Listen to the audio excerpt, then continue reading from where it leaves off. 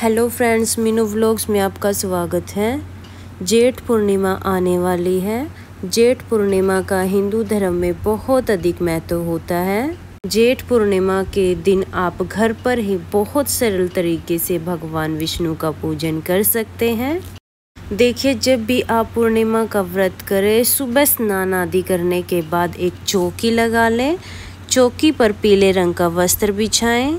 भगवान श्री हरि विष्णु को पीला रंग अति प्रिय है, तो आप चौकी पर पीले रंग का आसन बिछाएं। उसके बाद अगर आप डेकोरेशन करना चाहते हैं तो थोड़ी बहुत डेकोरेशन कर सकते हैं। अगर आप डेकोरेशन नहीं करना चाहते तो आप इस पार्ट को स्किप कर सकते हैं। इसके बाद हम थोड़े से चावल का आसन देते हुए श्री हरि विष्णु की फोटो को यहाँ पर विराजमान करेंगे। आप फूलों का आसन भी दे सकते हैं या चावल का आसन भी दे सकते हैं। मेरे पास भगवान विष्णु की फ़ोटो है। अगर आपके पास भगवान विष्णु की मूर्ति है तो आप मूर्ति विराजमान कराएं। उसके बाद हम गणेश जी को विराजमान कराएंगे। देखिए, कलश स्थापना करने के लिए आप तांबे या पीतल का कलश ले सकते हैं। अगर आपको मिट्टी का कलश मिल जाए तो सबसे अच्छा है, क्योंकि जेठ के महीने में मिट्टी के कलश का बहुत अधिक महत्व है। तो मेरे पास यहाँ पे मिट्टी का कलश है। इस पर मैंने मोली बांध ली है और कलश को कंठ तक जल से भर लिया है। अब हम कलश की स्थापना करेंगे। तो विष्णु भगवान के सीधे हाथ की तरफ हम चावल का आसन देकर कलश की स्थापना करेंगे। आप फूलों का आसन भी दे सकते हैं। इसके बाद हम अशोक के पत्ते लेंगे। अगर आपको आम के पत्ते मिल जाए तो आप आम के पत्ते ले लीजिए, 5 या 7 कितने भी पत्ते ले सकते हैं। अब हम कलश में एक सुपारी डाल देंगे, थोड़ी सी हल्दी डालेंगे। हल्दी पाउडर भी डाल सकते हैं, या आपके पास सूखी हल्दी या हल्दी की गांठ है तो आप वो डाल दीजिए। थोड़े से अक्षत डाल देंगे, एक सिक्का डाल देंगे और एक फूल डाल देंगे। तो ये चीज़ें डालकर हम कलश तैयार कर लेंगे। इसके बाद जो हमने पत्ते लिए उन पर हम तिलक लगाएंगे। तो आप हल्दी से, चंदन से, रोली से तिलक लगा सकते हैं। इसके बाद हम अपने कलश को तैयार कर लेंगे। तो मैंने यहाँ पे अशोक के पत्ते लिए हैं, इन पर मैं तिलक लगाकर अपने पत्ते तैयार कर लूँगी। आप 5-7 कितने भी ले सकते हैं। इसके बाद हम कलश में पत्ते लगा देंगे। अब हम नारियल रखेंगे। नारियल रखने के 2 तरीके होते हैं। नारियल पर भी हम तिलक कर लेंगे। तो आप इस तरह से लेटाकर नारियल रख सकते हैं। नारियल का मुख अपनी तरफ करके नारियल रख सकते हैं। और दूसरा तरीका जो होता है उसमें आप नारियल का मुख ऊपर की तरफ कर सकते हैं। तो अगर आप इस तरह से लेटाकर नारियल रख रहे हैं, फिर आप पहले पूर्ण पात्र रख ले, यानी एक प्लेट में चावल भरकर रखने होते हैं।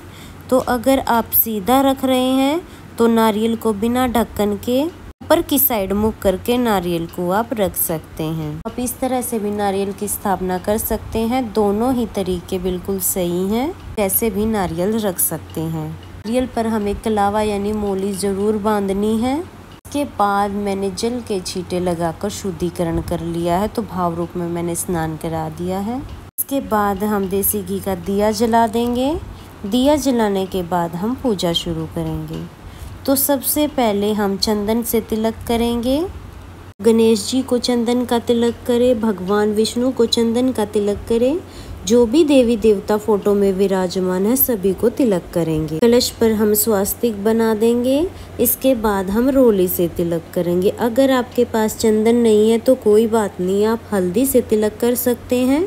इसके बाद वस्त्र स्वरूप सभी को कलावा समर्पित करेंगे।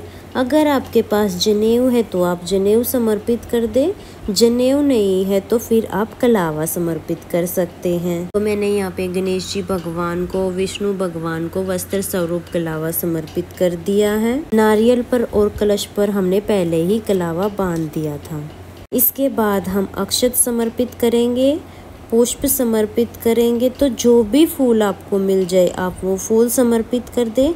अगर आपको फूल माला मिले तो भगवान विष्णु को आप फूल माला जरूर पहनाएं। इसके बाद हम तुलसी समर्पित करेंगे। जब भी आप भगवान विष्णु की पूजा करें तो तुलसी अवश्य समर्पित करें। गणेश जी को हम भोग समर्पित करेंगे तो गणेश जी के भोग में तुलसी नहीं डालनी है।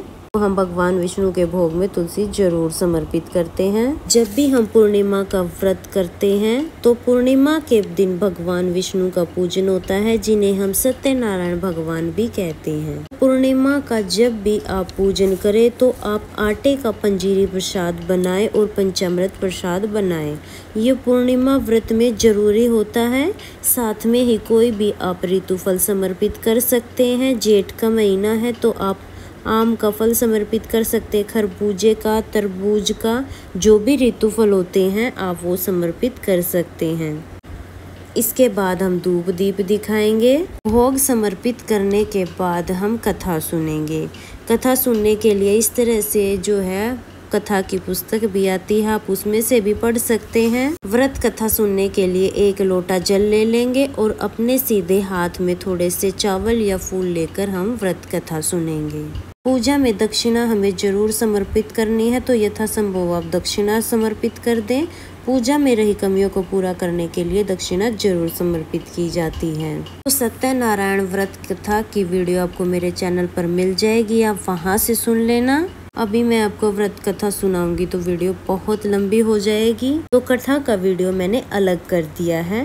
कथा सुनने के बाद हमने अपने हाथ में जो फूल या चावल लिए हैं वो हम विष्णु भगवान को समर्पित करेंगे। उसके बाद हम आरती करेंगे। तो आप चाहे तो आप कपूर से भी आरती कर सकते हैं या आपने जो दिया जलाया है उससे भी आप आरती कर सकते हैं।